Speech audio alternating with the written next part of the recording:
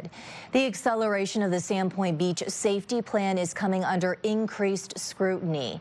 The question our Bob Bellacicco is asking tonight is, why is the break wall not going all the way to the end of the beach? Bob, what exactly did you find out? Well, Stephanie, the beach area on both sides of the fence here at Sandpoint is leased by the city of Windsor but owned by the Port Authority. Now, I'm told that both sides will eventually have to sit down to discuss how this master plan will move forward. The flip is beautiful and amazing. Candace Phillips lives across from Sandpoint Beach and likes the city's master plan to redevelop Sandpoint Beach. I think the city has an opportunity to go, we could close this side and open over there and still keep people happy, still keep the sand available, still keep the beach available, but there's options.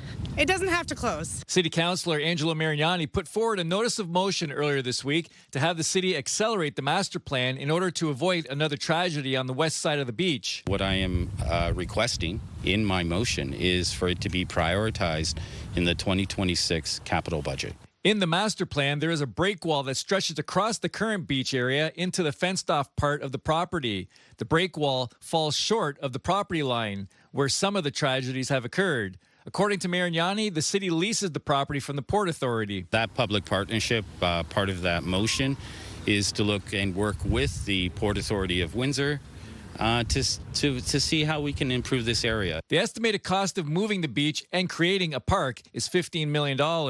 Phillips knows the project won't happen overnight, but the beach is open this weekend and there still aren't markers in the water. When that snow fence comes down, we could easily have the rope swim area marked out, because it's just one more visual saying this is where it could be safe if you're choosing to go in. City Councilor Fred Francis feels there are two choices facing council: eliminate swimming in an area where the Peche Island Channel is close to shore, or make the structural changes to move the beach east, where the channel is much further away. Having 3 people drown at Sandpoint over the course of the last year is unacceptable to everyone, and if we could do something to prevent that to happen to the next person, we should. Write to your city councilor, write to the mayor, say this is how I feel. If you feel very strongly, on June 9th, be a delegate and speak to it directly to council. This will change council's decision.